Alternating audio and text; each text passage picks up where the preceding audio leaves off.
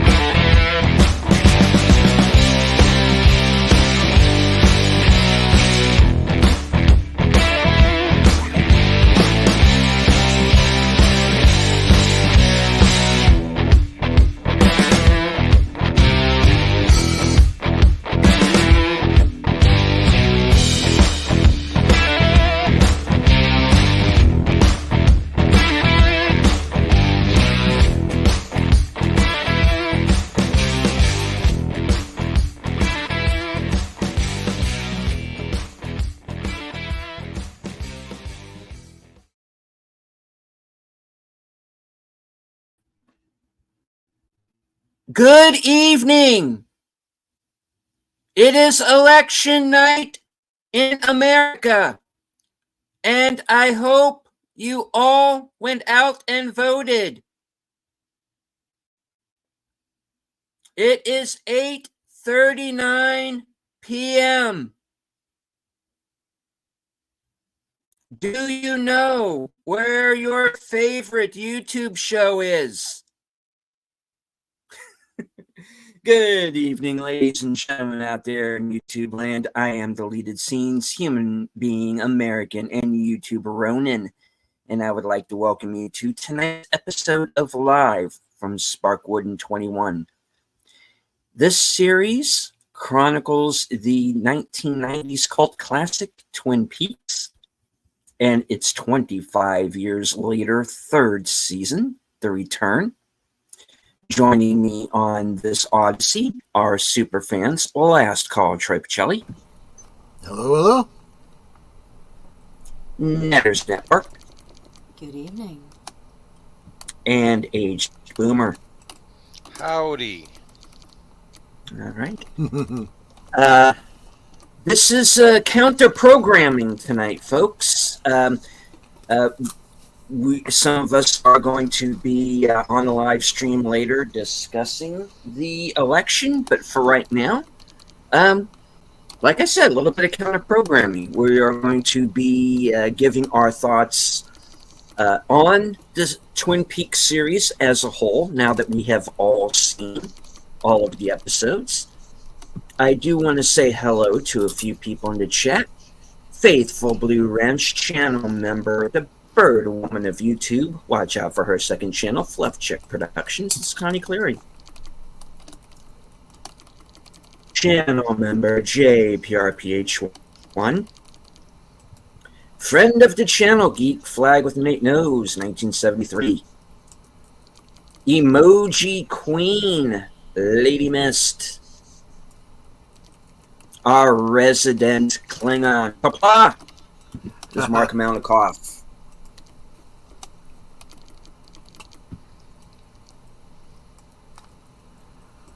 All right. Good to have you all here. I do want to say hello to everyone currently following along on Twitter. I can't see you, but I know that you're there. Of course, we are simulcasting this show on all of our channels. And so thank you to everyone who is watching, wherever you may be watching from. Please hit the like, share out the stream, and if you enjoy the show, please feel free to subscribe to our channels and to the channels of those in our chat. Garnikov says, forget the election. The Klingon Empire is about to raise its banner and install an Imperial Overseer on this miserable planet. I'll take it. It would be an improvement at this point, that's for sure. Hey, At least it would restore honor. KLS 24. Yes. All right. Kalis. They made a clone of him. Yes, they did. Yes, they did. And in Star Trek Online, we find out what happens to that clone. In fact, I know what you even get happens. to interact with them.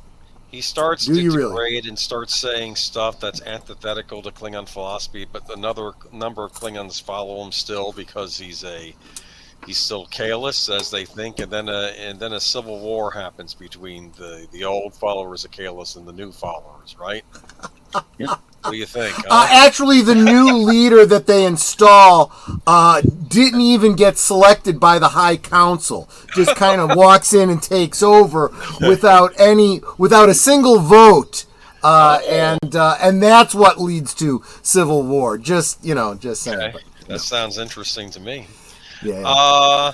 But anyway, I wanted to say, though, I did find out that Flappy had been working on an autobiography of himself before he unfortunately passed. It was called I Am a Dirty Bird. And then under subtitle, I Make No Apologies For. What do you think of that? Wow. There you go. Well, it would be appropriate, right? Yeah, apparently that whole thing with Agent Cooper not liking birds, that was because he didn't get along with Flappy from the get-go. He suggested that to Lynch and Frost as a character trait that he hated birds. That was because of him and his relationship with Flappy. That kind of makes sense, yeah. Did not like Flappy. They did not get on well. Sorry for In 1992, Flappy ran for mayor of Los Angeles, but his campaign was cut short when he was caught in a hotel room with a peacock prostituter. Oh, gosh. Bird beak full of the white powdery stuff. Yes. He was claiming entrapment.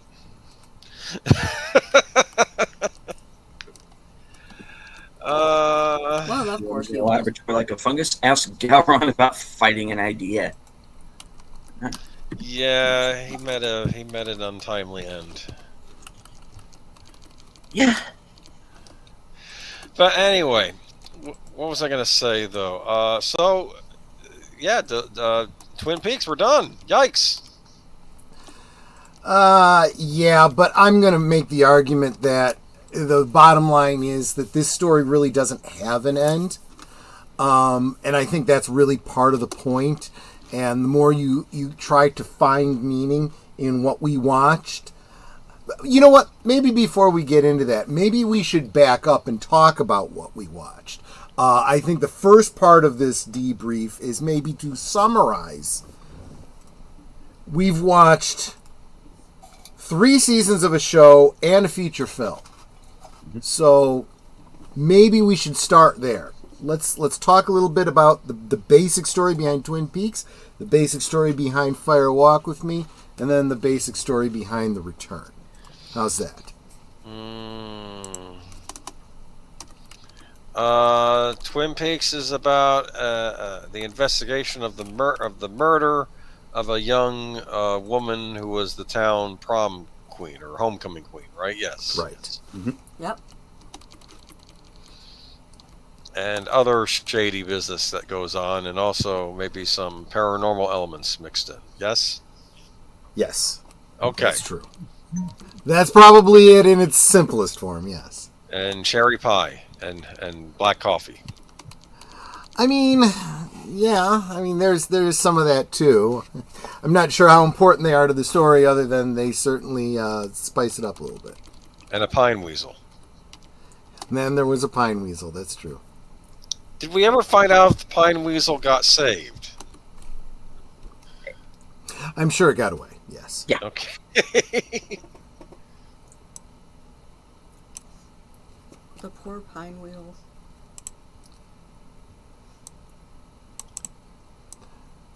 But Twin Peaks is over, so what are we doing here? Well, there's still a little bit more to unpack. We're not quite done with the world of Twin so Peaks. as far as where we're going, we'll get to that. That's definitely in our schedule for tonight. But right now we're looking back on Twin Peaks. Okay, so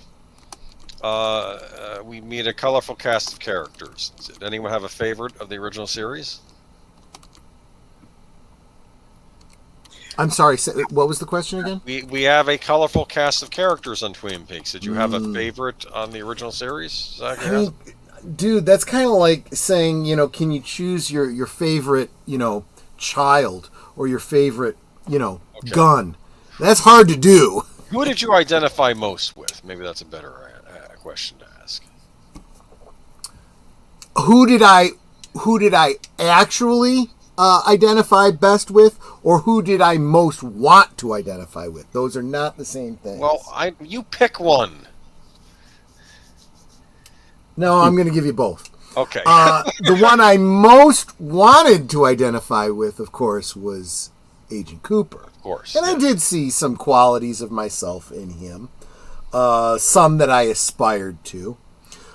But when push comes to shove, I think the one that I really honestly identify with the most, Deputy Andy. Really? Yeah. Pretty much. Yeah, I just can't get past the weird hair, like a Cupid doll, and the big belly that looks like a pillow. Well, at least he's got hair. I can't complain about that, Well, you have hair too if you let it grow. It would probably look a lot like his. It's probably better that I keep it shaved. But it's so soft when it's growing in. It is. Fuzzy head. It is soft, yes, I suppose.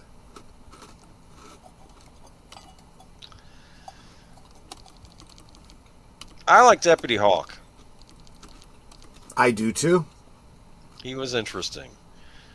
I felt he added a lot to the ambiance of the show. I don't know. The fact that that him and his people, they knew about the stuff in the woods even before anybody else knew. I don't know. There was a wisdom about him. I liked him. I think that does bring up a very important point. This idea of ancient wisdom, that because spirituality, other realms, whatever you want, other dimensions, whatever you want to call it, things that you can't experience on the material plane, that require an exalted form of consciousness, right? Yes. Is stuff that average, normal, post-reform type people refuse to believe in. That's illogical, nothing that's unreal exists, blah, blah, blah. And you've got ancient peoples saying, you just need to open up your mind. There are more things in heaven on earth than are dreamt of in your philosophy, Horatio. And I think that characters like Deputy Hawk and Margaret Lanterman definitely are the type that are open to, there is more than what you see. And to some degree, of course, Agent Cooper is. Although he is grounded in the real world, so he requires a bit more prodding to see and understand sometimes.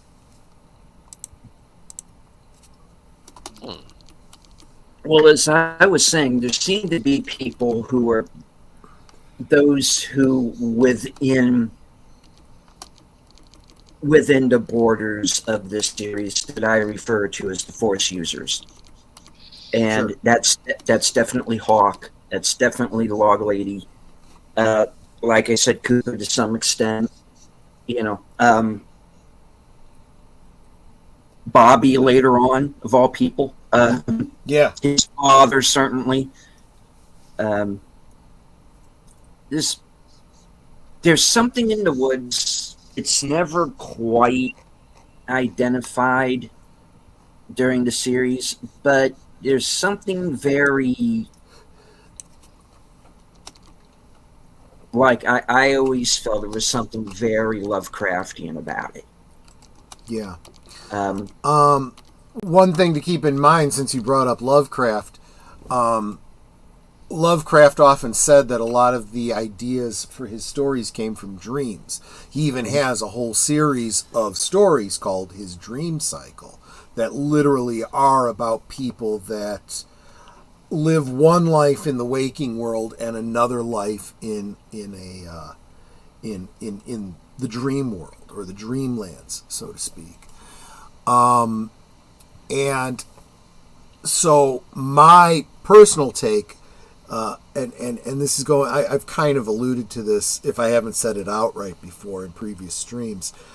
When Philip Jeffries, during Fire Walk with Me, says we live inside a dream, a line that is repeated during The Return and elsewhere, I think he's being literal. I think that the world of Twin Peaks is literally a dream. So these people that you consider to be force sensitive, I would argue, are lucid dreamers.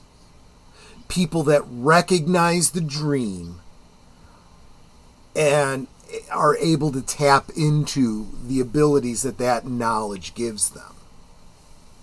And I would argue even further that if you've ever been a lucid dreamer, or ever woken up from a dream, or known you were in a dream when you were dreaming, you know that there are different levels of awareness and different, depending on your mindset, different ability to control what's going on around you, you know. Just you control for the example, horizontal, you control the vertical. well, just for example, and I've shared this with Netter a bunch of times because this is what married couples do. Lots of not necessarily recurring dreams, but recurring dream themes. I find myself regularly dreaming about being in places that I don't know of in the real world. If I wake up and describe it, it's like, yeah, I don't know where I was, but in the dream I knew where I was. Yeah, and these places, these places, when I dream about them, tend to never have bathrooms. Right? You're looking all over trying to find a bathroom. When you think you found one, it doesn't have walls, so you can't get any privacy, you know, and stuff like that. Okay. So when I wake up, I figure out it's because I had to pee in real life. And that works its way into the dream, right? You know? Yep.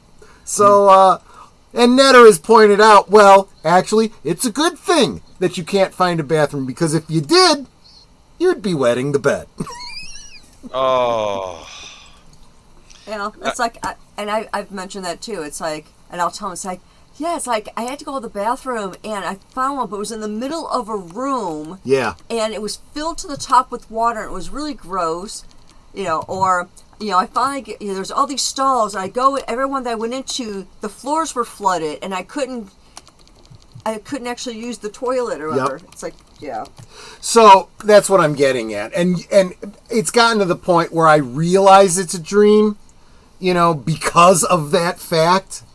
You know, I swear there's going to come a time when I'm going to be in the real world, not able to find a bathroom, thinking I'm having a dream. You know, but seriously, I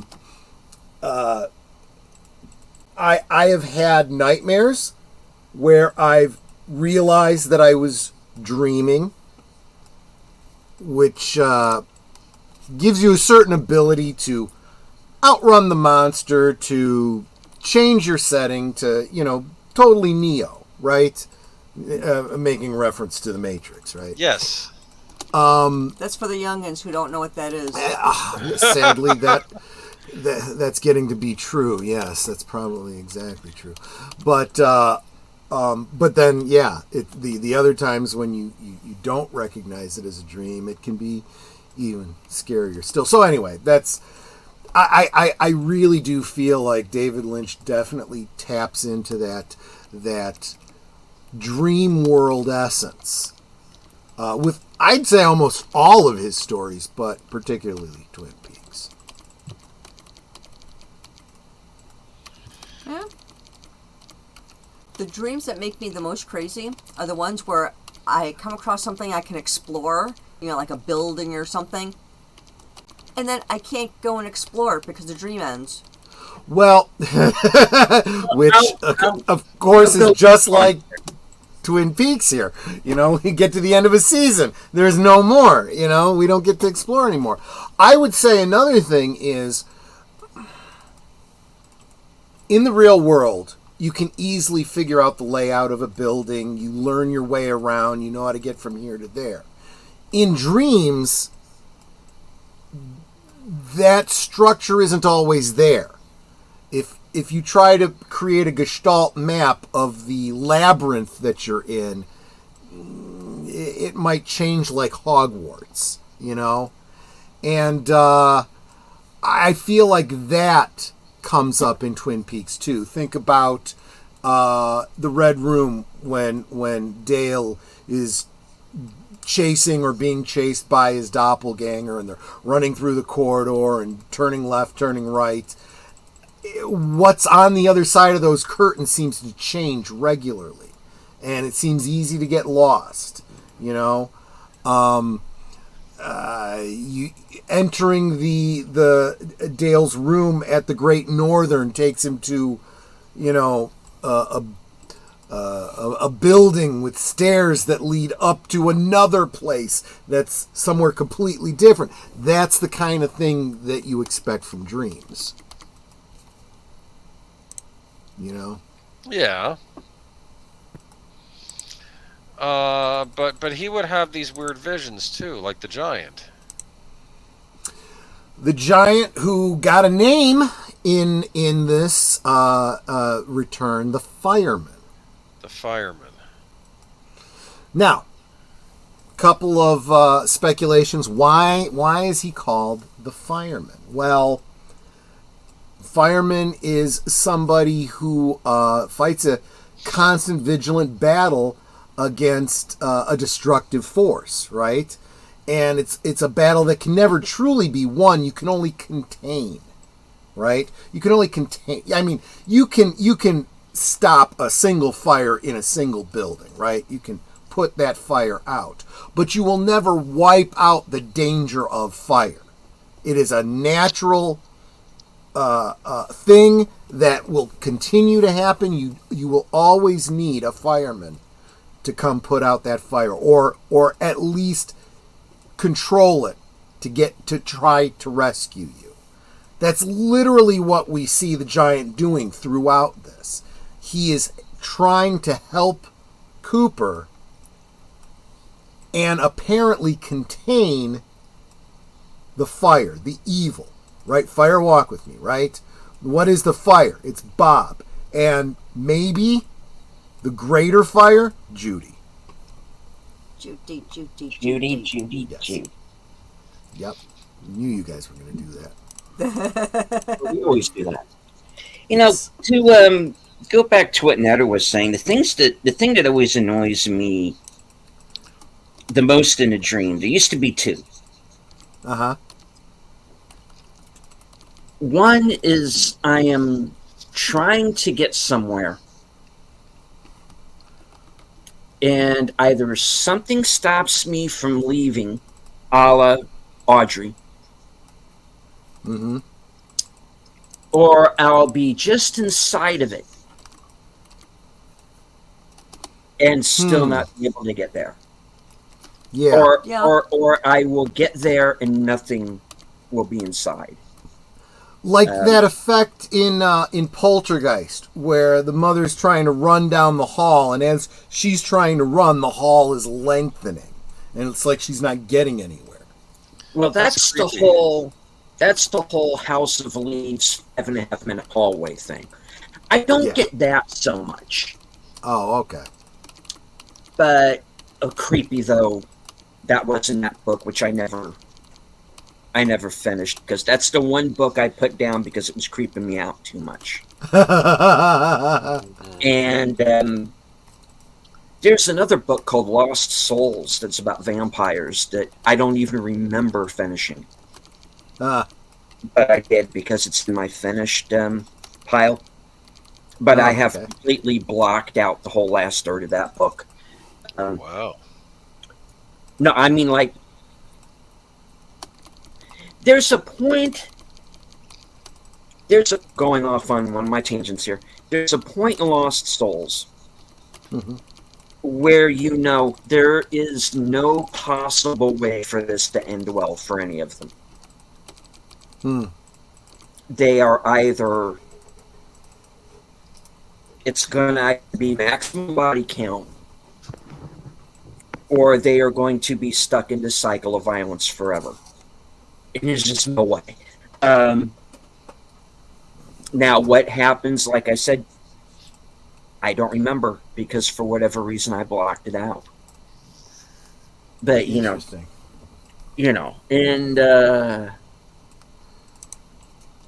and don't expect to be able to read anything in a dream, because you can't, because it's either empty pages or it's scrambled. Drives me nuts. Actually, I'm gonna push back slightly on that, but it does get back to what I was saying before. I have been able to read things in dreams, but it is not consistent. It is literally a manifestation of what I expect to find on that page. Yeah, that was my theory too, that if it's something that you expect to find on the page, but if it's an unknown, you can't read it. Do you understand? Yeah, so there you go. Like if you're reading like something like that you in your subconscious knows that you'll see it, but if it's something you don't know, like I remember one time I had a teacher call up and say, like some teachers call you up to look at your grade. And what happened was, when I got called up to look at my grade, I would try to look at it, and it kept getting fuzzy, and I kept trying to strain my eyes to look at it, and the grade kept getting fuzzy until I went blind, and then I woke up. So, interesting. Because I didn't know what the score was going to be, Right. So yeah.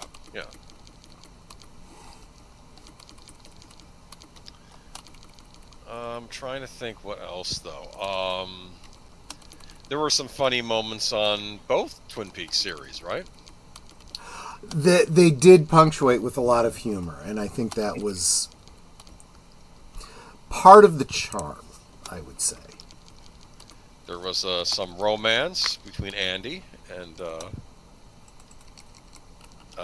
Shelley. Lucy. Oh, Shelley's the one at the diner. Yes. Yeah, Shelley and a bunch of people. Well, including Gordon, right? Gordon Cole, yeah, exactly. There was also the deleted scene. I see where you did. I got that reference. Where I stopped by the diner, and but that was left out of one of the episodes. Oh well. Such is life. So, yeah, let's bring it back to Laura, because Laura is the central figure, right? So, because we literally are starting out Twin Peaks with the discovery of her body, right? And as an audience, we have no idea who this is. We have no idea who the people are finding her body. But we start out with Pete Martell going fishing, and on his way to go fishing, he sees a body wrapped in plastic has washed up onto the shore. So he calls the police, and of course, we find out it's Laura Palmer, the homecoming queen, whom everyone thinks is just a sweet girl that, who could ever do anything like this. And it takes an investigator coming to town and saying, maybe you don't know Laura as well as you think you do. Let's do the investigation and find out a thing or two about Laura Palmer, and, maybe you'll be surprised. And certainly we are. That's when we start finding out that not only Laura, but just about everybody in town has some sort of secret that they've been keeping, I would argue on a completely inconsequential note, but there is a certain irony that Cooper says to Harry Truman. He's the one he says, have you ever been surprised? Maybe we'll both find out something about Laura Palmer, right? and he's literally telling somebody who himself has secrets that he's having an affair with Josie Packard, right? Who has lots of secrets of her own, right? So, nobody is completely, no one is completely innocent, right? That was the tagline for the initial disc release. Nobody is innocent in a town like Twin Peaks. And sadly, you start to realize even Dale Cooper, who is our aspirational hero, who is probably the most Clark Kent type of character, he's got his own secrets, and he's not perfect either. No. So Laura, of course, we find out through the basic narrative, and of course we did a little bit deeper of a dive by reading her secret diary, that from the time that she was basically a child, she was just becoming a teen, she was how do we be somebody's fun toy? Yeah, well, yeah. She was not treated the way a child should be treated, and this entity named Bob keeps appearing in her diary. We later find out that he is some sort of dark, demonic type force who apparently is, just like a demon, able to possess and control his victims. We spend a season and a handful of episodes to find out that entity is inhabiting her father. It was her father all along, right? Leland Palmer. It wasn't Agatha? No, it wasn't Alf. Screw Agatha. Oh. Don't even get me started. But in his grief, he kind of self-destructs. And what's interesting is it's like the dead don't stay dead. Maybe that's partly because of the dream logic, partly because of spiritual factors and whatnot. But a lot of people seem to end up in limbo, in the waiting room, in the red room between lodges, right? It might be a little on the nose to describe the White Lodge as heaven and the Black Lodge as hell, but for simplicity's sake, they kind of fill those kind of archetypes within this narrative. And the Red Room is kind of like a limbo or a purgatory or something like that. But once the entity of Bob is released, because his host is dead, he's no longer tethered to the world, he gets pulled back into the lodge, and he needs somebody to be his Host. His host, exactly. Now, we find out retroactively that the plan had been for him to make Laura his new host. And on the day that she died, she made the choice that no, she wouldn't allow that. And in a very exorcist kind of way, she allows herself to be killed to prevent Bob from using her in this world.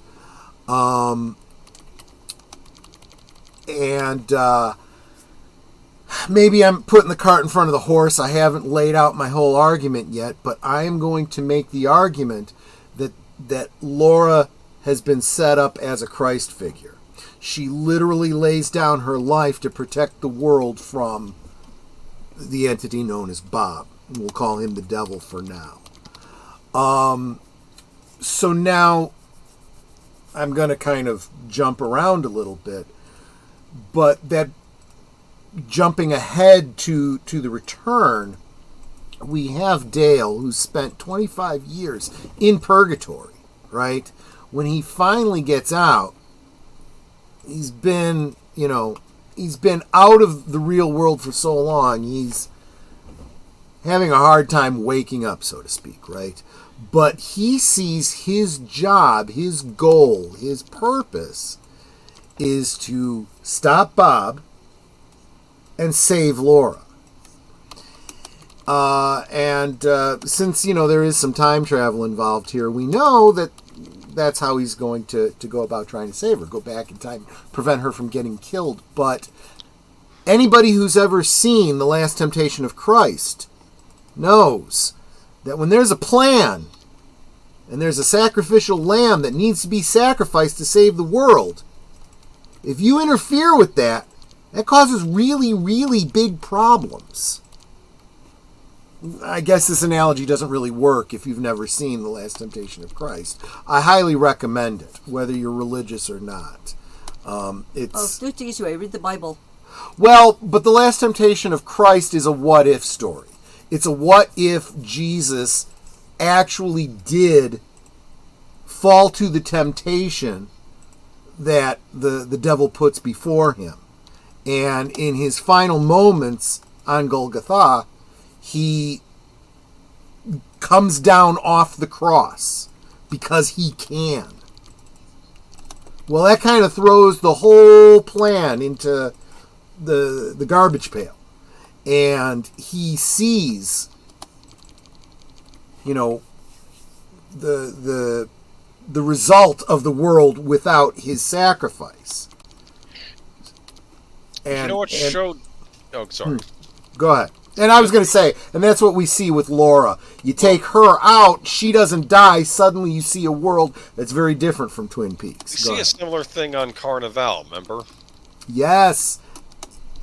My memory on that's a little foggy. Well, I remember the one guy said, well, what if all these people in the Bible that made what if they just, said, and just, he spat in his eye or something, and just said, no, I'm not going to go through with the sacrifice. And then the guy said, that's the stupidest thing I've ever heard. The one who basically is going to be one of these types that has to, maybe make the ultimate sacrifice to stop the evil. Right. So I think he was trying to talk him out of it, right? That was the thing. See, and this was something I tried to teach my stepdaughter, right? I tried to explain to her, when you've done something wrong, you've made the wrong choice, you can try to justify it however you want. But the right response is to realize you didn't really have a choice in the first place. Either you do the right thing or you don't. There is no middle ground where you could justify the wrong choice. So I've made this analogy. I brought this up in our anniversary streams. Whenever somebody says, hey, how do you and Netter, make it last for 30 plus years? Because there isn't another option. Just because the world believes in this concept of no-fault divorce, we fell out of love, we grew apart, I want to try something else. That is not even an option because I made the choice when I said till death do us part. And I said to her, if you want out of this marriage, one of us got to die. I said it. I meant it. It will always be true.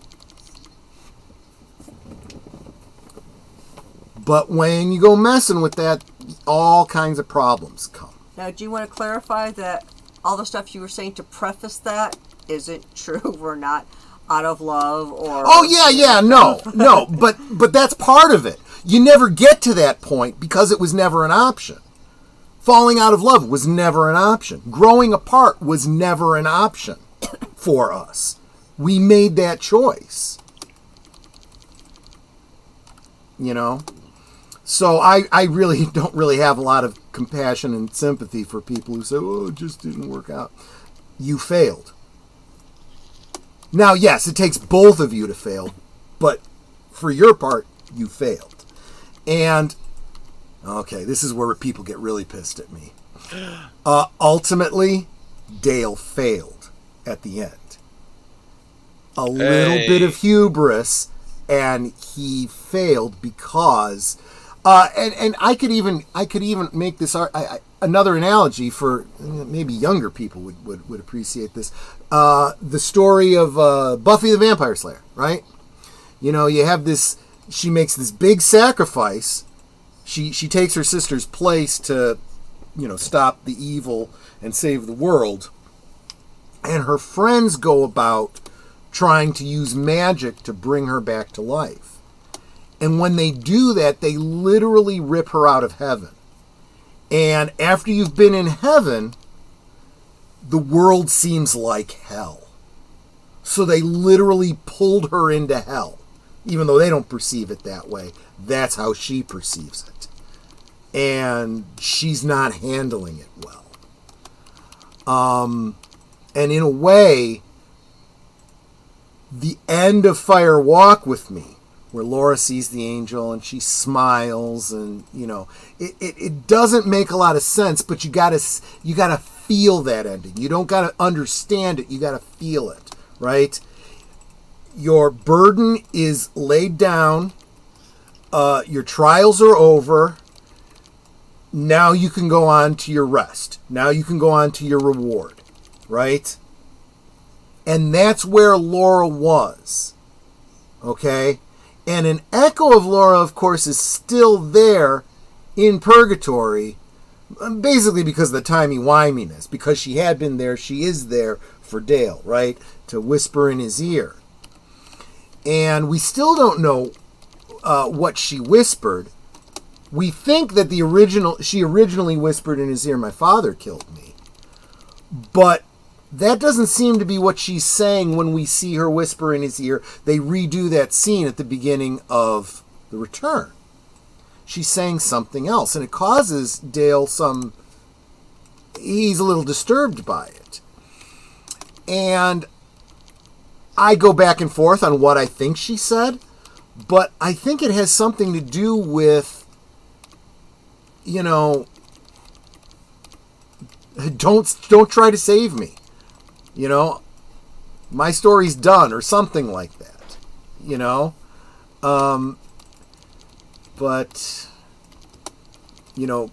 Dale can't. He's, again, it's a little bit of hubris, right? Pride goes before a fall. He thinks he can save her. And in so doing, he alters history. Now, we're going to take a look at how it changes Twin Peaks, because we don't really see that in the course of The Return. What we see is a world that Dale and Diane go into that seems to be much more like the real world, and not in a really great way. Mm-hmm. But in the Secret History of Twin Peaks, there's a line in The Return where Philip Jeffries says something about, Cole will remember the official version or something like that. Well, we know that there's two versions of history. There's the history that we saw in Twin Peaks through the Fire Walk with Me and, seasons 1 and 2. And then there is an altered history that must exist if Laura didn't die. There's a file that what's her name?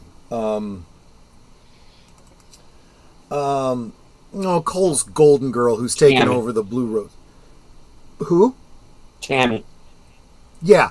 Tammy is going through the files and she finds one about Laura, and she is listed as missing, not dead. So apparently the current official narrative is that Dale was sent to Twin Peaks to look for a missing girl, not to solve the mystery of a murdered girl.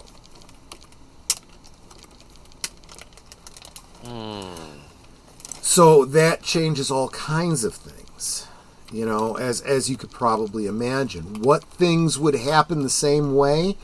What things would happen differently? There'd be no fish in the percolator. That's true. Maybe. Well, it depends on why the fish was in the percolator in the first place, but one thing that definitely changes is that Pete gets to go fishing. Mm-hmm. Yeah.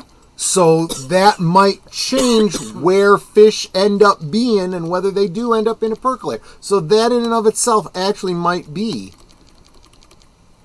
one thing that changes, absolutely. Although the whole setup for Dale and Harry going to see Pete to interview him, that interview never happens because he doesn't find a body. He's not even part of this investigation now. See what I mean? Butterfly flaps its wings.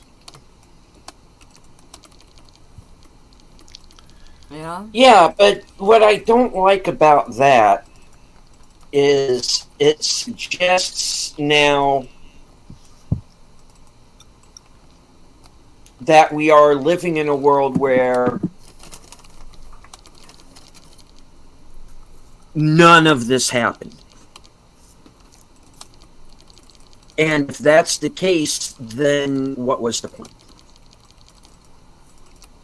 Well, okay, so there's a couple ways to parse this. Going with the whole dream concept, what's the purpose of dreams? Now we get really super philosophical, right? What is the purpose of dreams? There's one belief that there is a natural selection, evolutionary reason that dreams exist. Gives us an opportunity to deal with scenarios that could potentially be life and death without actually experiencing them. Just like you learn how to fly a plane using a simulator, right? You dream about, fighting off the giant bear or escaping the monster or whatever, because you don't get a second chance when it's actually happening. That's one idea. The other is that your brain just can't deal with not doing anything. So it generates its own stories. And those stories sometimes are so interesting, people want to share them. And that's where we get our myths and legends and fiction and stories and so forth. And then, there's the very much more pessimistic view. They're just random firing neurons. They don't mean anything. So you could take the path that, none of this Twin Peaks story means anything. But again, that's assuming that the destination was the whole point. If the journey is the purpose, then it's more like my evolution idea. All right. Here's my point of view on it. Okay. Is that any story does not matter unless there is something tangible to hang on to. Mm-hmm. Kurt Russell, McCready is not the thing because the audience needs to be sure that at least one of them is not.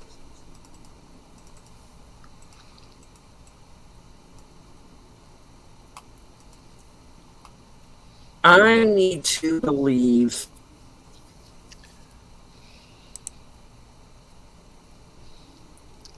that everything is happening as we see it when it comes to Twin Peaks. Otherwise, what was the point of the journey? It doesn't matter if it's dream logic. In the end, you're still going from A to B to C. If we're at C and you told me A to B don't mean anything, Mm-hmm. what was the point of the journey in the first place?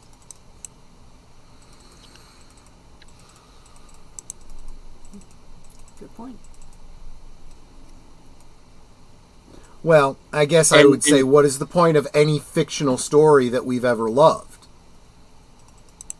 You could apply the same rationale to that.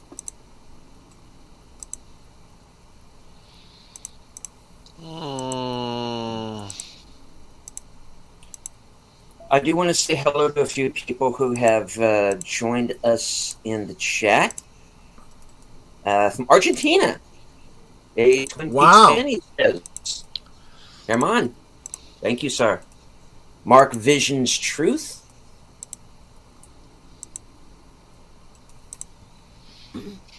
And RN ONL. Thank you. And John Doe Juggalo has joined us, this week's upcoming Awesome. Thursday Things guest. And Logical Absolutely. Spark is here. Thank you. Welcome, welcome. So, I did have a question for you, Stephen. Did you have your own predictions as to what the return was going to be versus what it ended up being? Was anything different? I did.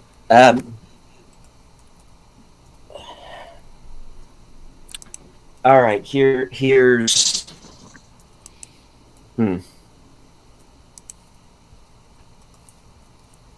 Now, I had it in my head for a while now that, of course, there was some kind of time travel going on, and that would figure in that time and space is being manipulated. Mm-hmm. And I think what I thought it was going to be was that we were going to see a series that was going to be focused on the characters from the show. And of course, yeah, some of them do come back. Obviously, Cooper, and then you have the Doppel Cooper, as we call him here. Right. Who's the half that's been taken over by Bob. Now, we see Cole, we see Albert, we get people from town that we know, like Norma and Ed, and James comes back, and I think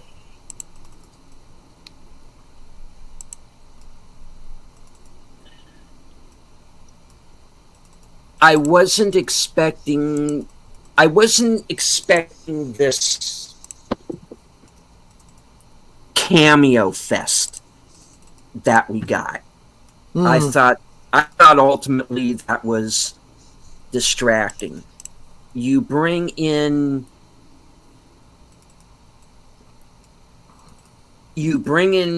Richard Chamberlain to just say, "Hi, I'm Bob Simmons," and he's gone. Mm-hmm. Okay, what was the point of being there except to have people go, "Hey, look, Richard Chamberlain."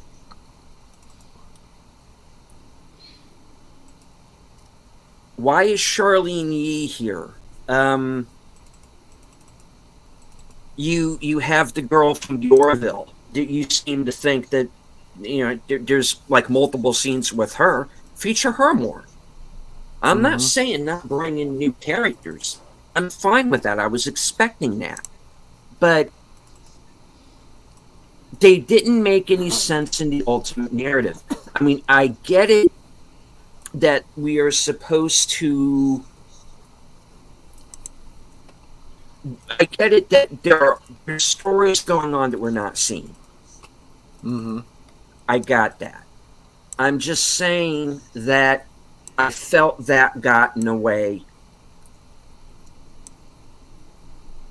of the main narrative. Season 3 is about Dougie. More than it's about anybody. Kind of, yeah, I'd agree. It was a complaint about fans at the time. They were getting mad. They were saying, "I waited 25 years for the return of Dale Cooper, not the Dougie Show." They were getting mad. I remember that. Dougie is the only one who gets an arc. Yeah. Everybody else is half measures. And that's and even calling it an arc might be a bit generous. It's less of an arc. And go ahead. He's the one I felt got. He got the most story. I was able to follow what was going on with him better than I could with what was going on with the other characters. So yeah, it's the Dougie Show. You know? Not that there's anything wrong with Dougie. I liked all of that. And I was like, okay, now let's also put that into some of the other characters and do more with them. You know. But I think I would go like ahead. to have seen more of that whole Bobby Shelley Red arc, because Balthazar Getty gets brought in like he's going to be important, and then he disappears. Right. I would like to have known how Gersten and Steven hooked up. What is Rebecca's response to that? Is she dead or not? Because we don't know. There's kind of a hint there that maybe she could be.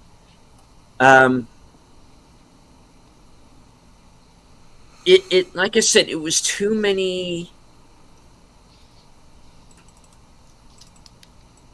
of these half measures. You just get these little bits of stories sprinkled in between, and I found it personally distracting. I get, okay, why are we with this character now? What about Now, the 119? Oh, sorry. Yeah, Sorry. 119, 119. What about the 199? We didn't really find out much about her. No, I'm kidding. Sorry. We didn't find out a whole lot about a lot of Yeah. the characters. That's the problem. I gotta say, look, but I'm not. For those of you in the chat who might be new, I am not dumping on David Lynch. I'm not dumping on the show as a whole. I'm just saying I didn't like season 3. I didn't think it was the sum of its parts. I thought it went off on these tangents. Yes, I did have certain theories. I did think that a couple of the characters were going to end up where they ultimately did end up. It's just that there was no follow through to that I thought that there was going to be.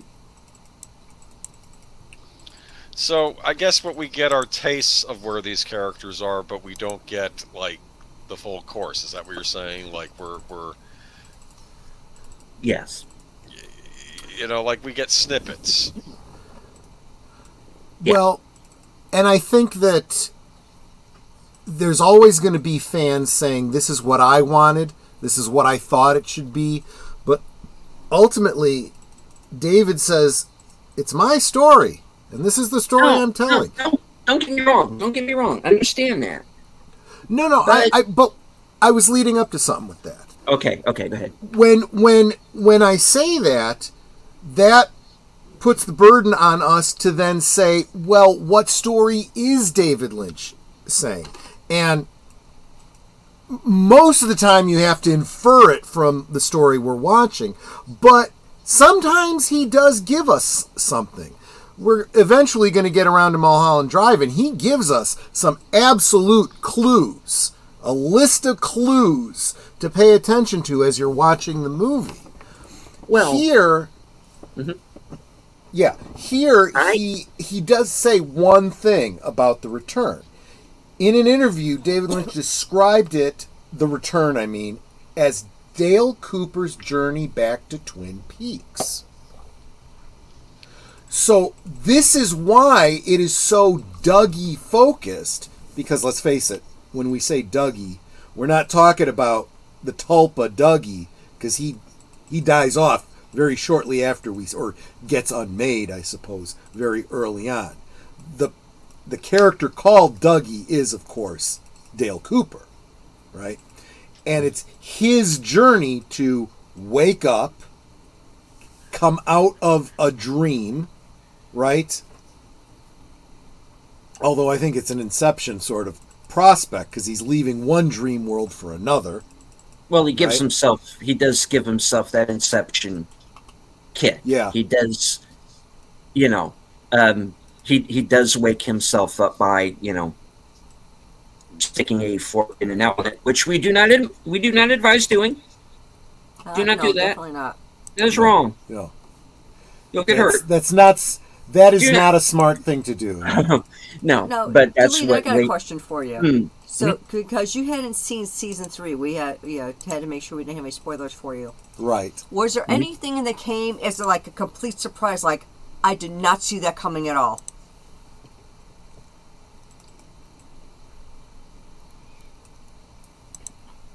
Well, that it was did completely help. unexpected. I was going to say, we know that there were. We're just looking for the ones that were the big ones for you. Yeah. Completely unexpected was how there were certain characters were related to one another. Richard turning out to be Audrey's son, and what that implies. You know, and who his father turns out to be. Out of that character's own mouth, as it turns out.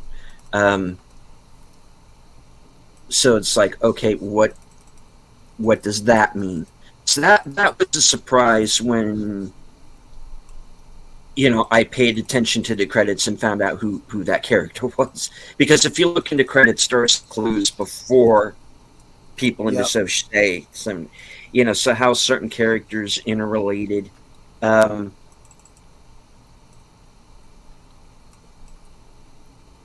What the hell is Gersten doing with Steve? I don't know what that's about. You know, I think it was. But then just again, you could also say, characters. what the hell is Shelley doing with any guy besides Bobby? You know? Yeah, that's another problem because I mean, yeah, you can chalk that up that Shelley got Shelley, but it's like Shelley got a Shelley. Yeah, we're old enough now. We should know better, and I say we because I kind of feel like I'm the same age that the OG characters are, which is kind of true now. I kind of they're not much older than I am. Some of them are my age. Some of them are younger. But so that's the thing is I kind of feel a kinship to the characters from the original series, and it led to my immediate distrust of anybody who is not one of them, because it's like, okay, I am now looking at a bunch of screw ups that I don't know, and you're just going to get the OGs killed.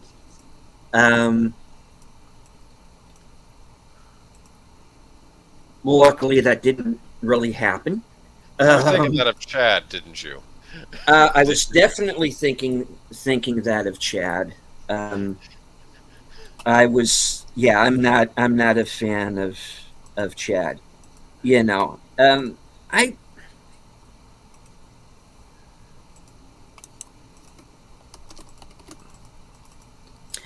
don't know how to feel about a lot of season 3, and you know, I mean, there were surprises here and there, but I just thought that the narrative itself was so scattershot that it kind of diffused a lot of things for me. There were characters I was hoping would show up that didn't, namely Annie.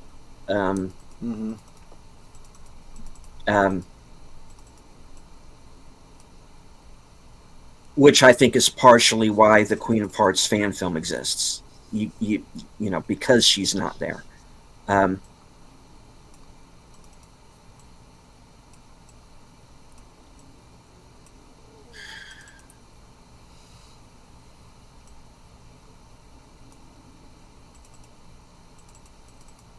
Yeah, I come away with it like this.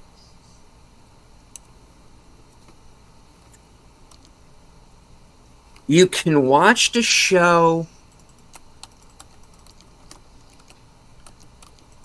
up to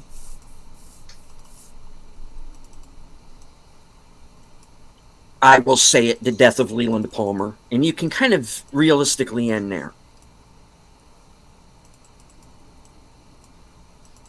You got the arc. That story got told. Yeah, I can see that. Mm-hmm. You can stick around for the Wyndham Earl stuff if you want to. But that just leads you into what happens in season 3. And I can say to people, after a certain point, you can stop watching the show. At a certain point, if you wish to go on, do so.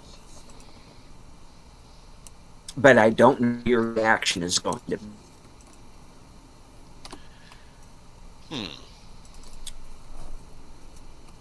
To me, the show was at its most pure in season 1.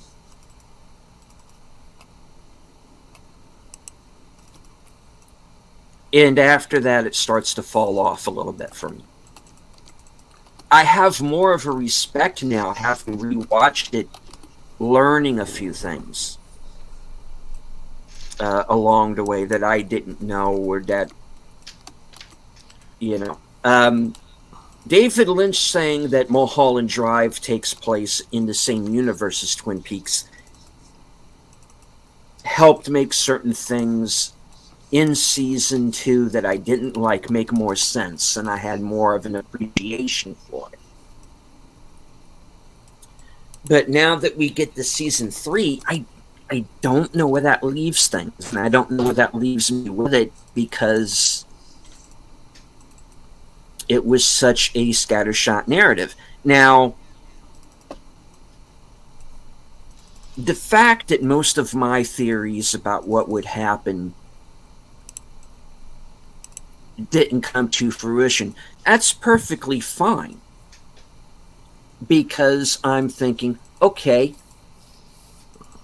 surprise me. I'm thinking up to here, take me to that next level that I didn't think of. Put a twist on it.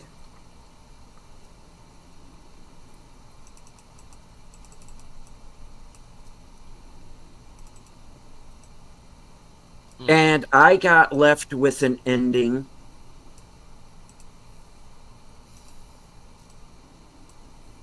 where I was led to believe, okay, it doesn't really matter what happened up to this point. That's what it felt like to me. It's, okay, we're just spinning our wheels here. Mm-hmm.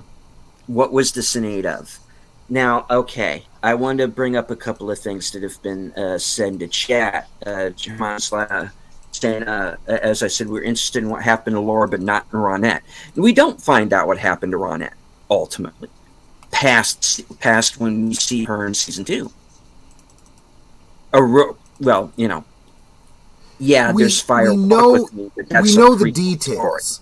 We know the details. From Fire Walk with Me, excuse me. Blah! Fire Walk with Me, we know the details of how she and Laura interacted, and the perfume counter, and the Hanukkah and parties they did, and so on and so forth, and the photographs and everything, and how she basically was, honestly, collateral damage. She happened to have gotten some of the backspray of what Laura was getting. Who essentially clubbed her over the head and put her in a coma. Yeah. She wasn't, from his perspective, she wasn't even supposed to be there. Yeah. Whatever else happened to her that night, Jacques and Leo are responsible for that. True. I think that's pretty clear.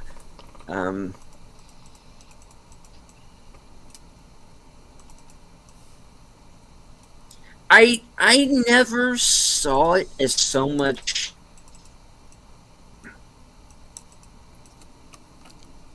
a class issue in the show.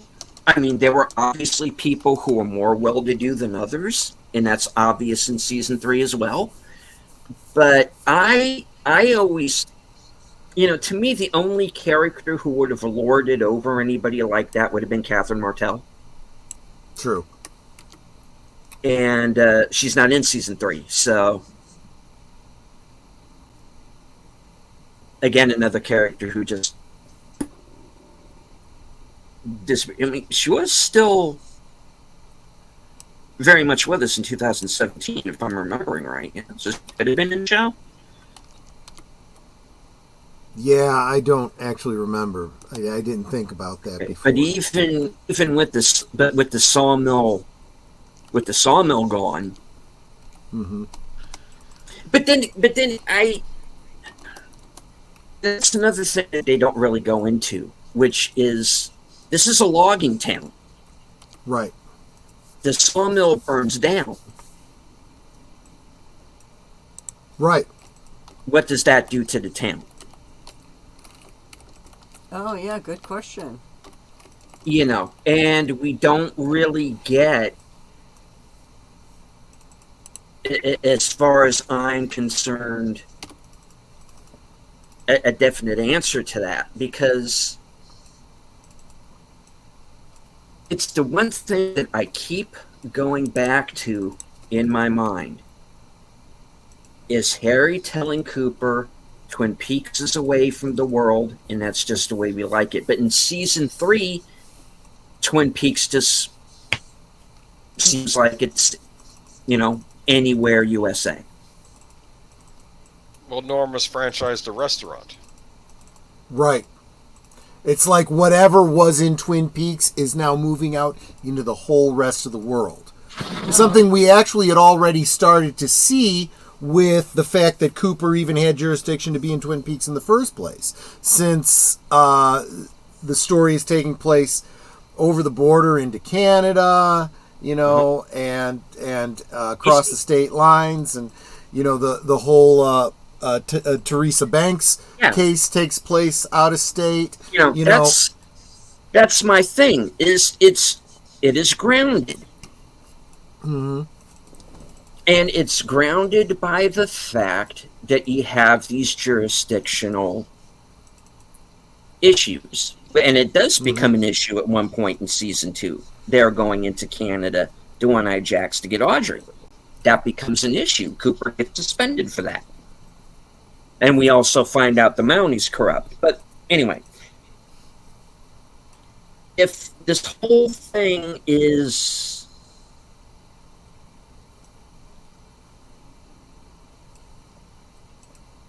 in a dream world, why ground it? Why ground it in that? You got to drop hints throughout.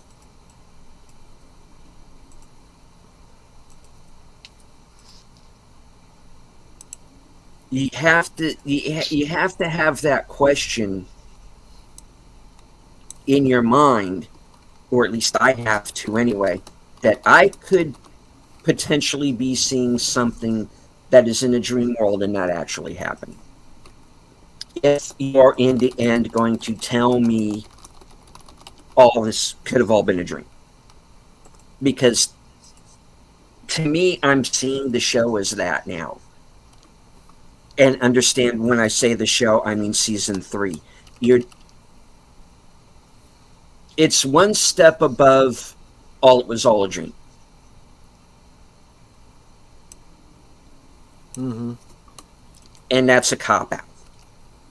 Well, but again, it's all about the dream. It's not like, for example, the whole Bobby Ewing story, where, just forget this whole last season. That was just a dream. Now we're into the real narrative again. The dream is the narrative in this case. What about Audrey Horne? Another sleeper who just awakened at the end.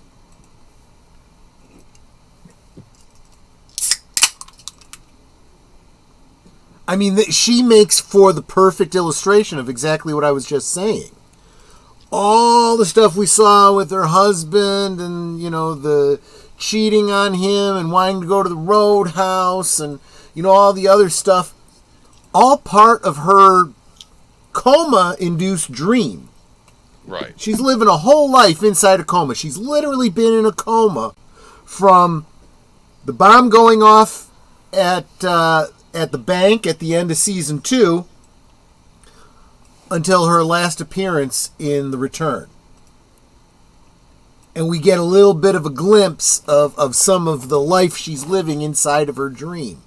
And when she wakes up, she's as confused as Dale is. Yeah. She looks at herself in the mirror and doesn't recognize the person she's looking at. Just like you would if you had spent 25 years in a coma.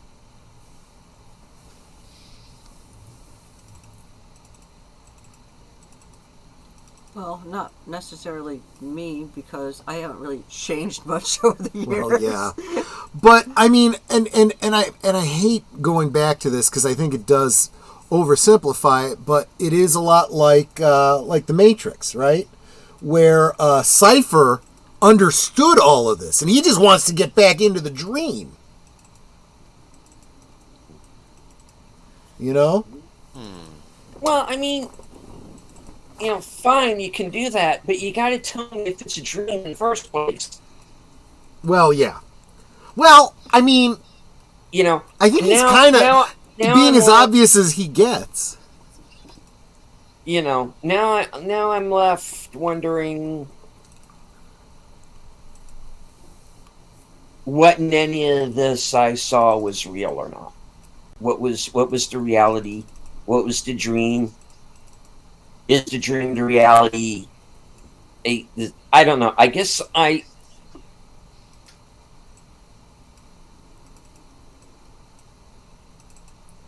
it's that fine line between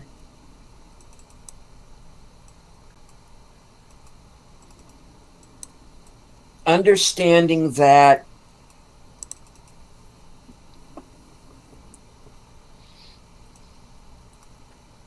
or just tell me to make up my own season 4.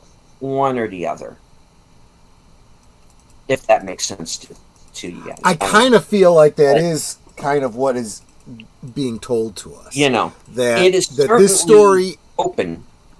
Yeah, this story is a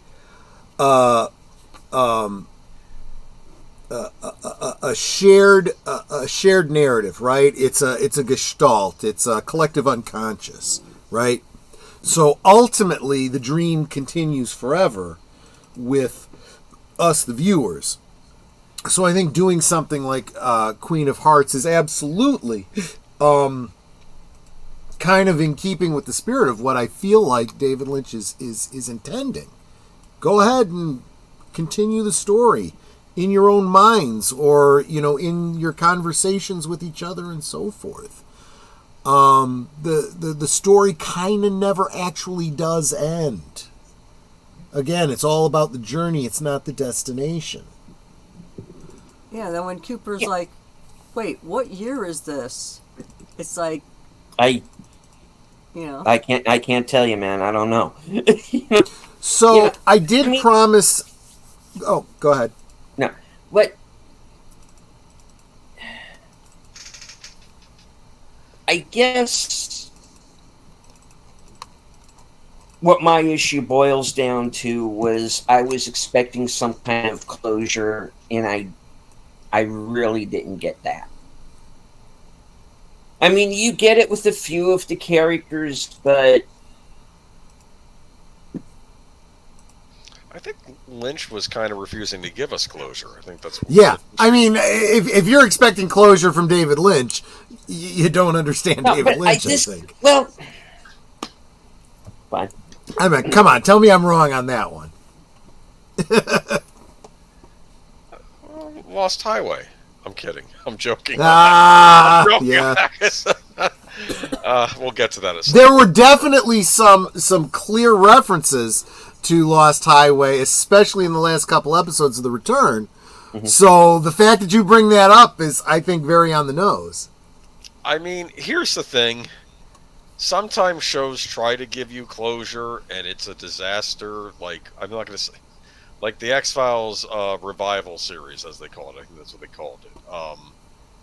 There was some stuff I liked on that series, and then there was the mythology episodes, which doubled down on the stupidity of the stuff in the later X-Files seasons, and it was just people were angry about that final episode, which I don't even consider the final episode. I think the Lost Art of Forehead Sweat is the final X-Files episode. But anyway, but there was Ash versus the Evil Dead. That was another follow-up series. It was a follow-up to a movie series, not a television series, but it was done in television series form, and I liked it. But then I say to myself, is this the true ending or true future of Ash from those movies? Maybe yes, maybe no. I don't know. I mean, I'm trying. Yeah, go ahead. Sorry. I'm sorry. I mean, don't get me wrong. Like I said, realizing certain things about Mulholland Drive through David Lynch and kind of rewatching season 2 gave me a whole new appreciation for season 2 that I didn't have before. Now maybe there will be something in the books, and the books are being brought up into chat right now as well. Having not read those because you guys told me no spoilers, maybe I will see. For those of you who are maybe new joining us this week, I was watching season 3 for the first time. I didn't see it in 2017. I saw it live for the first time here on the show. So you were getting my genuine reactions throughout. Now, I asked by Troy in the group here not to read The Secret Dossier and the book. I know there are two books, but yeah, it's the final dossier and the secret. No, history final dossier and the secret history. So I was asked not to read those because there would be spoilers. Right. So perhaps there will be something in those. I'll read it, and there'll be something in there that will make me completely rethink season 3 and make me appreciate it a little bit more. And don't get me wrong. Like I said, I am not completely dumping on the season. I liked all of the Dougie stuff. I like that Ed and Norma finally, got their closure. Finally. Right. I'm kind of digging the whole Nadine Jacoby thing. I didn't see that coming. I like that.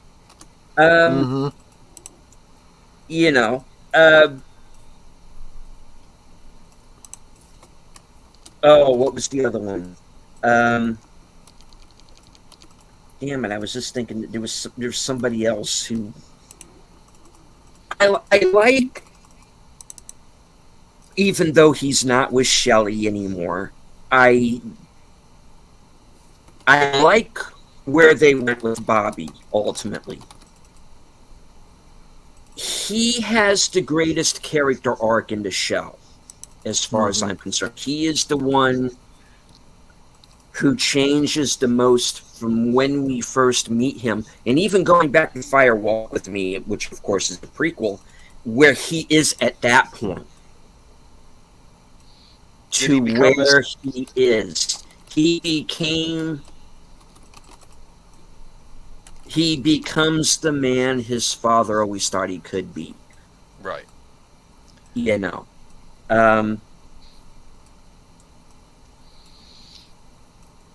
I'm a sucker when it comes to a good father-son story. I gotta think, Garland Briggs is up there watching from up above, going, I'm proud of you, son. And I like the idea of that. So there were things in season 3 that I did like, but there were just other things that I thought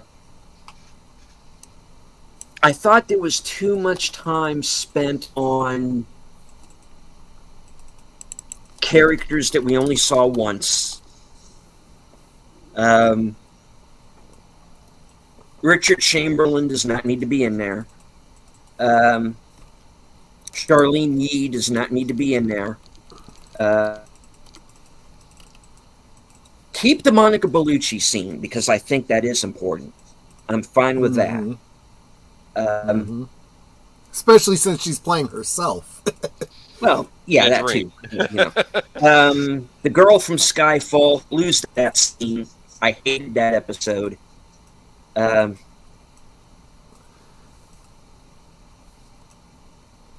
like the Mitchell brothers. That's like the one time where I can say I straight up hated an episode of Twin Peaks because I thought that was nothing happening for an entire hour. Folks, we only got 18 episodes here. Let's speed this along. But there was stuff I like. Like I said, I like all the Dougie stuff. I like the gangster brothers. The Mitchell brothers. Jim Belushi and the guy from Prison Break. He's good in everything, that guy. So I like them. I don't know what those showgirls were on, but I don't know. Give me some, I guess. I don't know.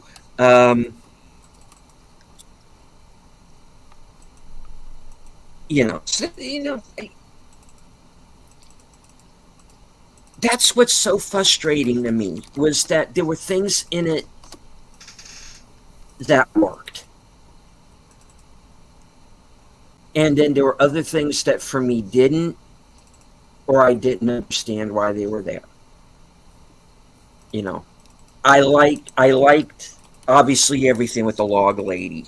I've got knocked it out of the park.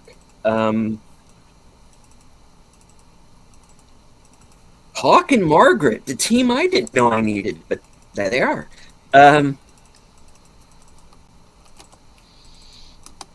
So that, don't get me wrong. I am not completely crapping on season 3.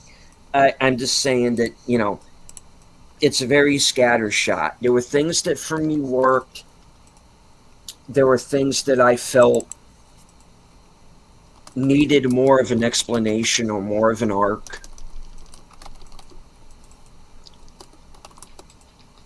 And then you have this, the cameo fest, as I refer to it as, where you just bring these characters on long enough to go, hey, that's that guy. And then Michael Cera.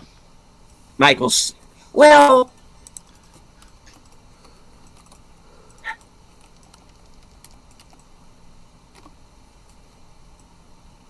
I didn't have a problem with that because you want the Andy and Lucy to have a son, yeah.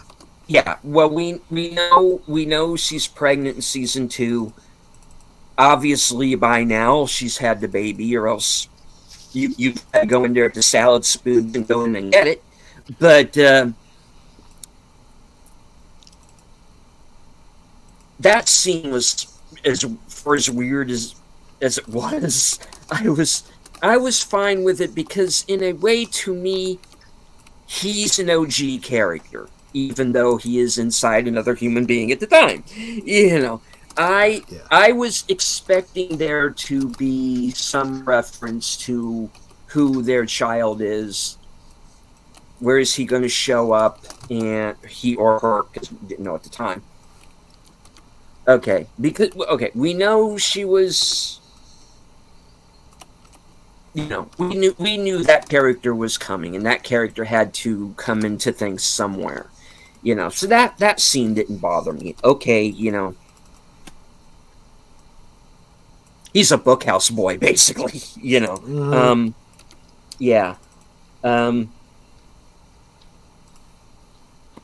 Makes sense. JP says it's David Lynch. I think season 3 is extremely David Lynch. Yeah, it's David Lynch to the nth degree. I agree. I watched the movies that follow season 2 and see so many elements from each of them in various extents in season 3. Yeah.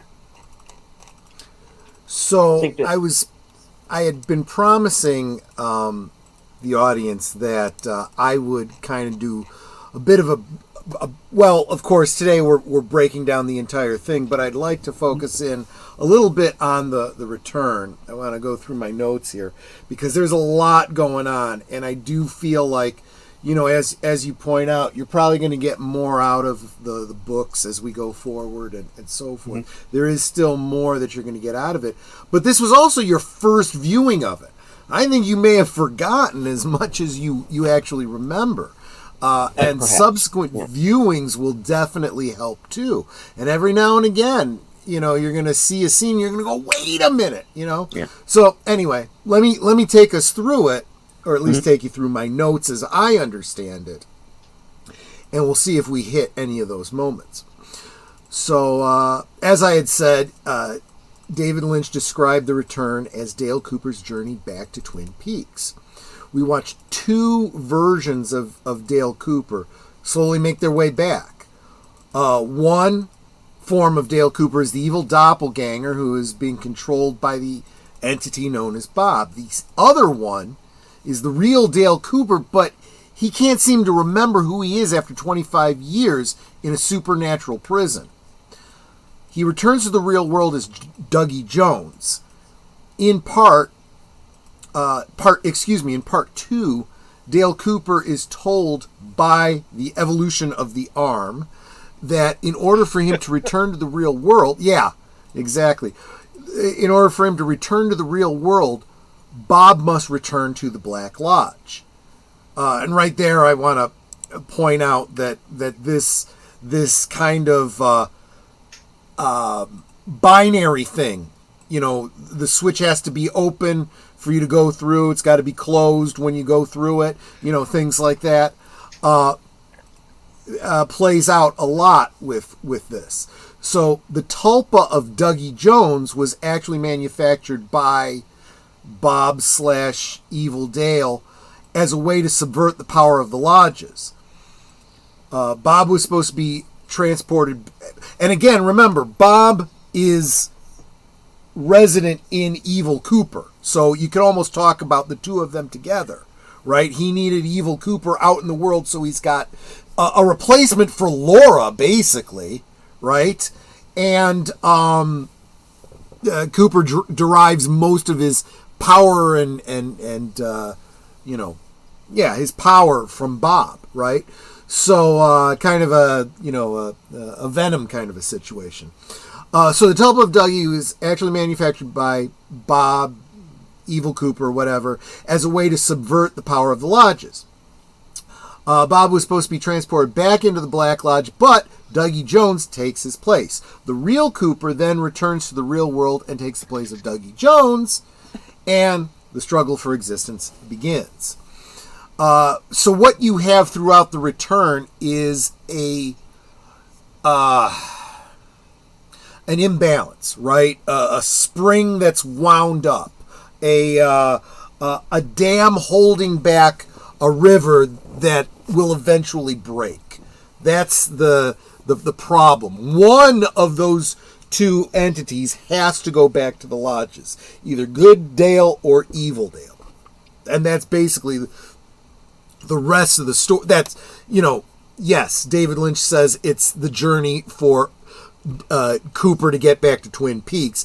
It's also the journey for one of them to get back to the lodge to equal things out.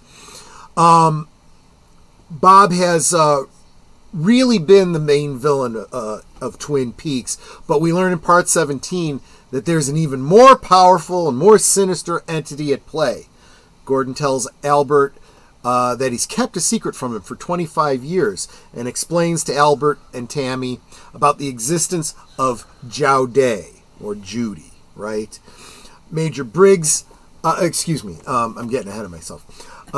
Judy was discovered by Major Briggs, and he, Gordon Cole, and Dale Cooper devised a plan to find Judy. Major Briggs then disappeared. The existence of Judy was mentioned by Philip Jeffries in Fire Walk with Me. 2 years after his sudden disappearance, Philip Jeffries briefly reappears at the FBI headquarters in 1989. Cole tells Albert that Philip Jeffries was close to finding Judy, but then he disappeared as well.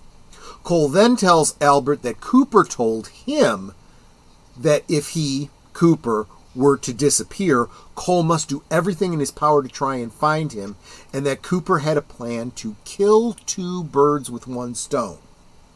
Now, two birds with one stone is a callback to the first episode of The Return, where the fireman tells Cooper to remember two names, and he also tells him to remember two birds with one stone.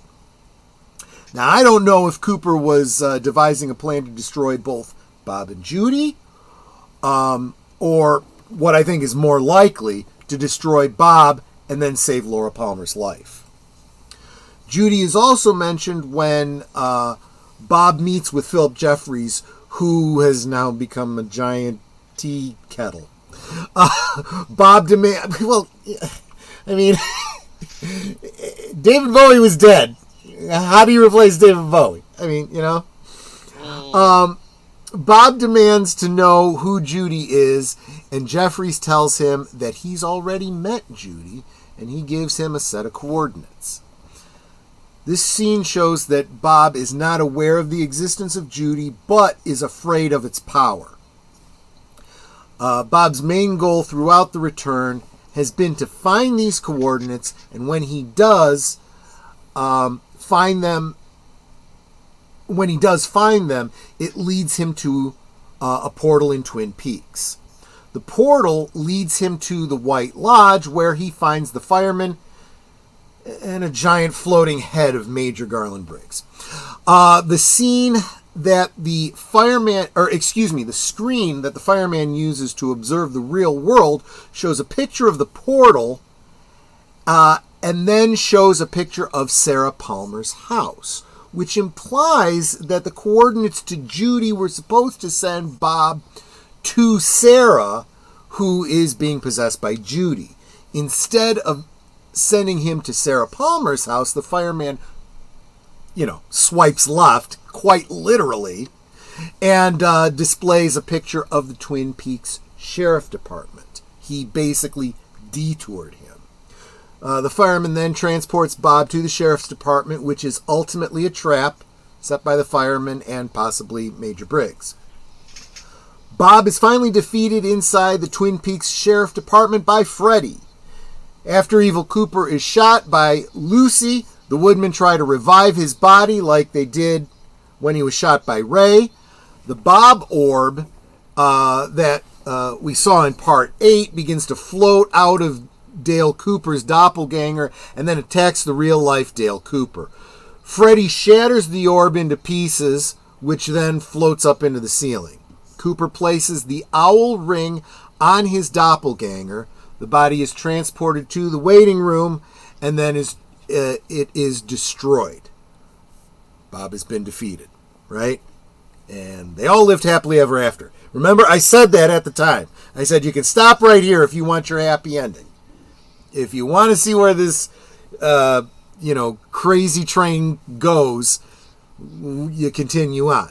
Now, the portal that Evil Cooper used was actually revealed when Frank, Hawk, and Bobby and Andy discovered the portal based on instructions left by Major Briggs, in the little chair thing, right? He then finds the eyeless woman who helped Cooper return to the real world in Part 3. See, this is one of those things I was saying. Nido was the one that helped Cooper way back in Episode 3. And you don't find out until, the last episode that it was really Diane. See? So it's things like that you don't catch until subsequent viewings or, going through it like this and someone reminding you of that. They bring Nido to the holding cells in the Sheriff's Department. The moment when Dale Cooper spots Nido, a superimposed image of his face appears on the screen. He appears to be in a state of puzzlement. And that superimposed face remains on the screen as the subsequent events play out. He embraces Nido, touches her hand, and is revealed to be the real Diane. Of course, Diane's doppelganger was created by Evil Coop, and was transported back to the waiting room after attempting to kill Cole, Albert, and Tammy. There are 3 very important lines spoken during this sequence. 1. Now there are some things that will change. 2. The past dictates the future. 3. We live inside a dream. The superimposed Cooper could represent a daydream that's happening inside his head, and the sequence is being imagined or remembered by Cooper in the future, or past Cooper then mentions that there is something that will change and the past dictates the future. Later we see a new future play out after Bob is defeated and Cooper and Diane are reunited. Cooper, Diane, and Cole are transported to Cooper's old room at the Great Northern Hotel from the original 2 seasons. Let's see.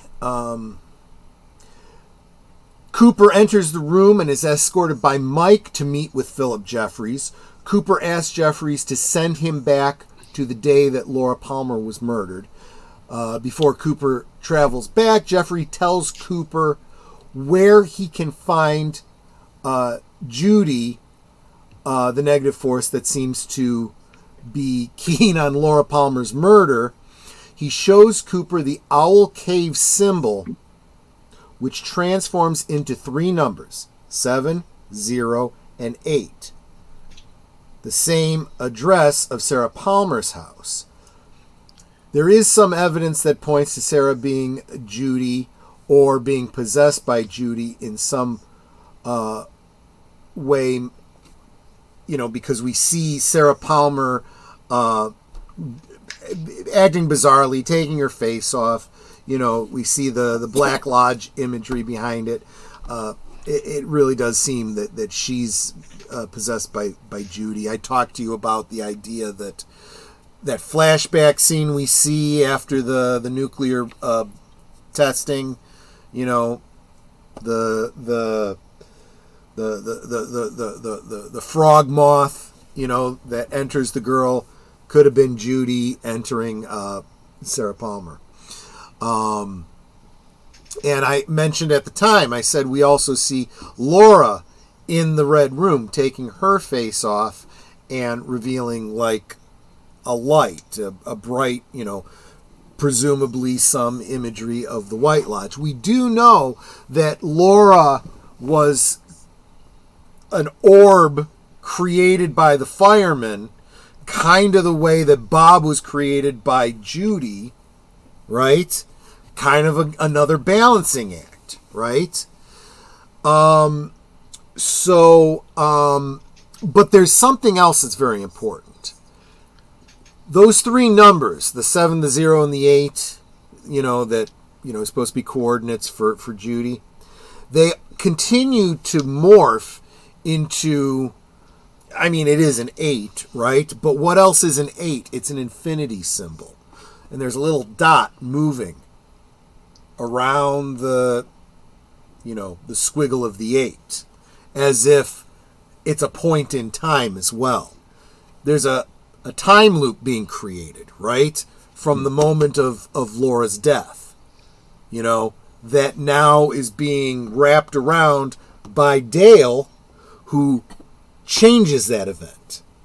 Okay, so starting this time paradox, this time loop, right? An infinite loop. Let's see.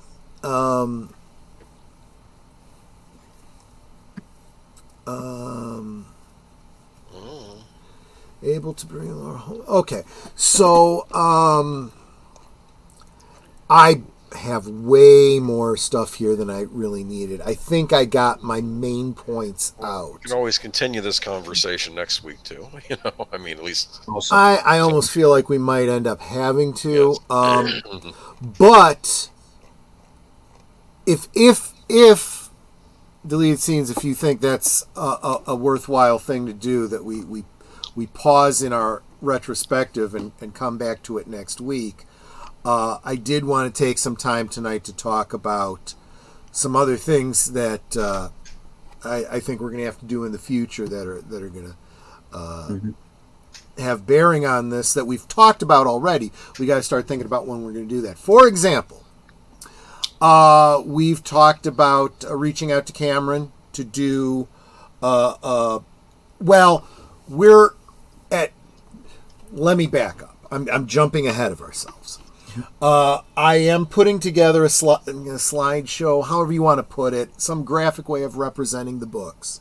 So the final dossier and the secret history of Twin Peaks that we will check out on Cosme, kind of the way we did with portions of the Laura Palmer Secret Diary, but maybe with at least one of them more in its entirety. We'll cover those. We will watch the fan film Queen of Hearts, and whenever we do that, the following week we'll try to get Cameron in here to have a conversation about that. He's the guy that created that. But also another project that we should talk about is that Tom Conkle, who we've talked about before, he's working on Island in the Stars, is also working on another project called Paleface, starring Michael Horse. Mm-hmm. So I had talked to him about maybe him coming on here and talking about that project. Now, it's not directly Twin Peaks related, but I feel that it has a lot of connective tissue to Twin Peaks, and this is probably the audience that really should find out about this project. So that's a whole lot. There's a bunch of other things I've got in the back of my mind for the future, but that's like going to take us through the new year. At least in my estimation. You guys, certainly have a say in it too, especially Deleted Scenes. It's your show. Well, yeah, I mean, definitely I would like to discuss the fan films. Obviously, the books, especially once I have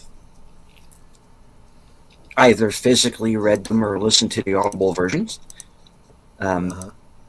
which I do have. I've been, as I said, waiting on. So yeah, I do think there are a few things that are left to cover, for sure.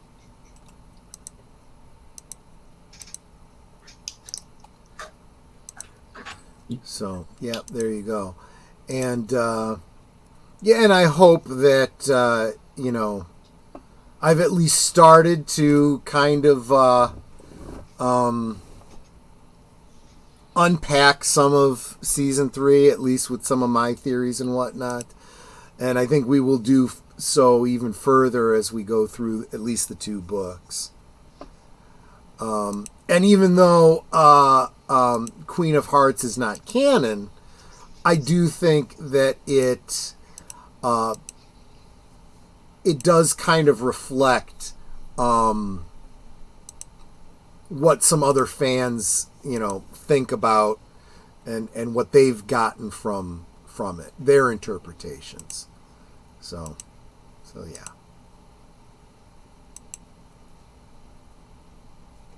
So there you go. Cool. All right.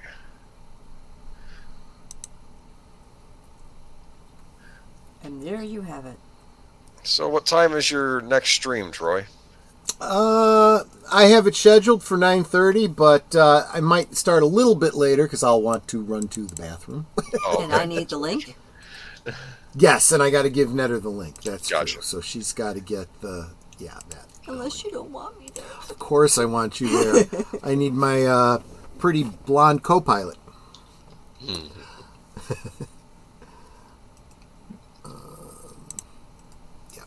So, yep, that's all I got for this week, guys. Okay, cool.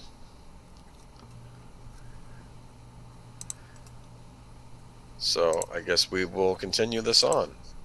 What about you, deleted scenes? Steven? What do you think? Yep. We will be back next week.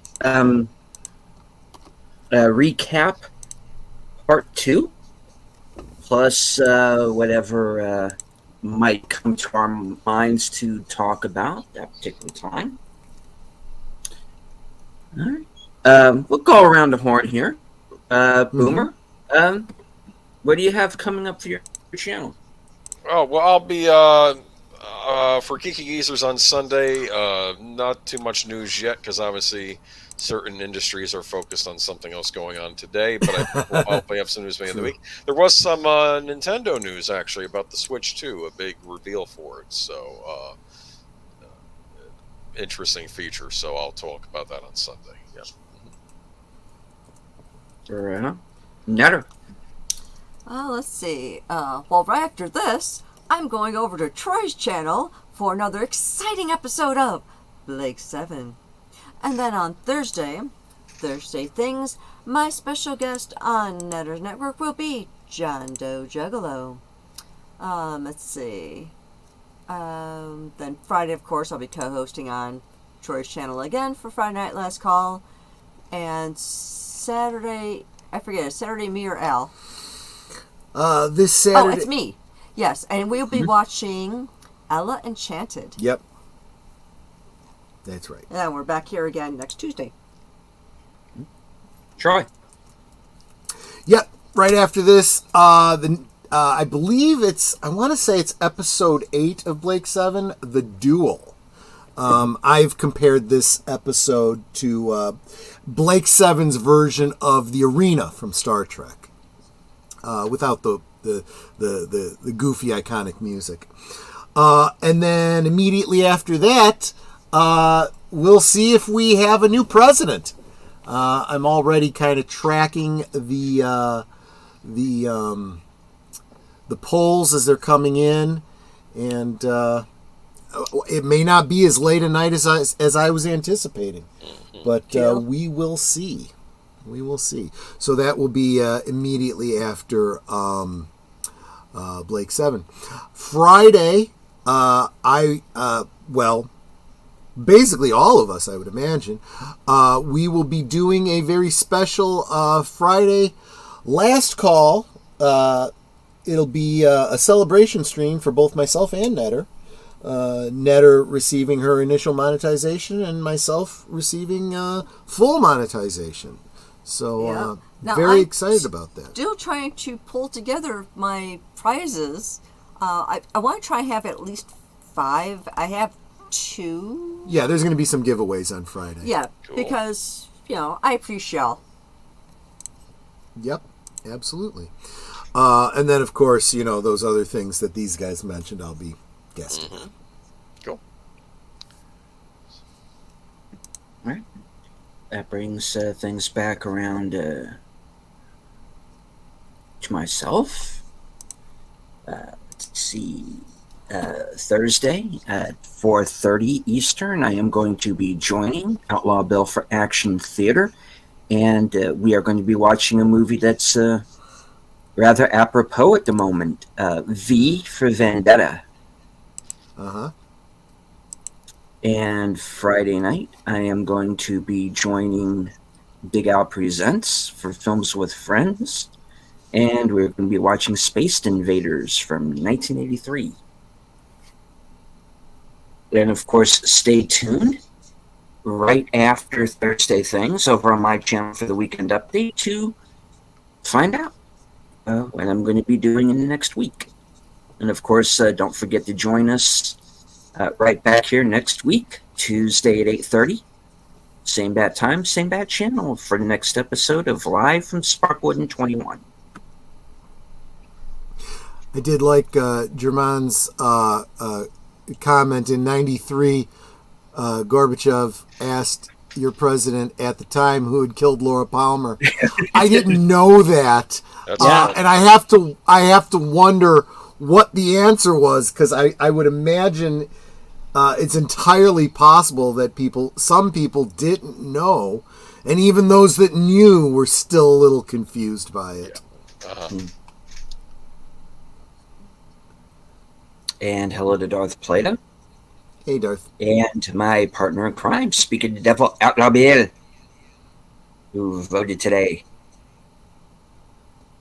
Very good. Sir.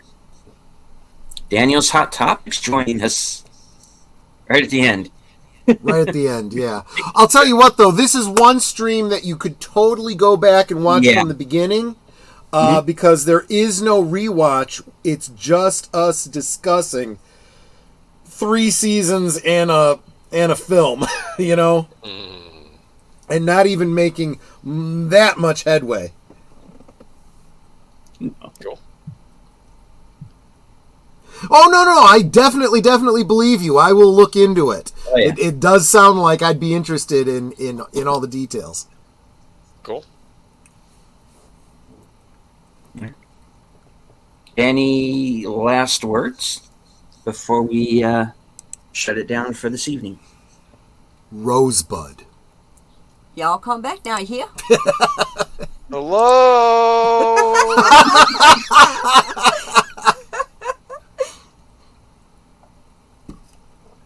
I want to see Dougie in the movie Oni Mahoney. Never mind. There you go. That's a great movie. If you've never seen Oni Mahoney. Okay.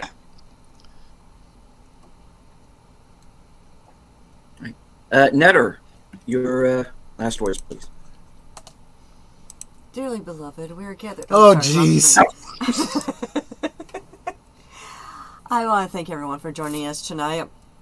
I know we had a much smaller crowd than normal because I'm guessing everyone's paying attention to the polls. Maybe. Voting's over now, at least in Central time zone.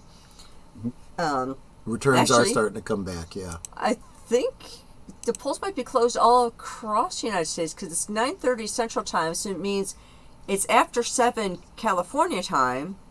So, yeah, I think all the polls might be closed now. So, you know, people might be just tuning in to the excitement that is the election. But for those of you who are here, thank you for being here. And I hope that you will go over to Troy's channel right after this for another exciting episode of Blake 7. But you know what I always say. Mm-hmm. We can talk amongst ourselves. And tonight we kind of did. Yeah. And that's all well good and fun. But it is so much more fun when you guys are joining us in the chat and you're dropping the comments, questions, trivia, being goofy, whatever it may be. And it doesn't feel like we're separated by miles or continents in some cases. It feels like we're all hanging out in the same room, we're enjoying each other's company and having a great time. And you guys, you know you're not just our friends. You're our family. We love you guys and we appreciate you so very much. We could do this without you, but it wouldn't be as much fun. True. Because we do this for you. This isn't for us. None of this is for us. It's for you. And the many ways that you guys support us is just totally Osmo. It's totally amazing what you guys do to support us. For those of us who are monetized, the super chats, super stickers, memberships, even just sharing out the streams and the thumbs up and the comments and all that. That helps us so much to bring better content to you. It improves our channels for you. So thank you so much for all that. And until next time, which will be probably in about 10-15 minutes or so over on Troy's channel, good night and God bless. All right. Well, we weren't just talking to ourselves. We did at our highest point have 63 people watching. Wow. Thank you very much. For those of you who joined us live, you do not have to engage with the live chat. If you want to lurk, that's perfectly fine. Just as long as you hit the like, share out the stream, subscribe to all of our channels if you're new to the show. I want to thank everyone who was with us in the chat as well. Thank you all very much for taking the time out to join us. From HQ, the corner of Sparkwood and 21, and all points north, south, east, west, and beyond. Good night Take care, stay strong, be safe, because this is how we win.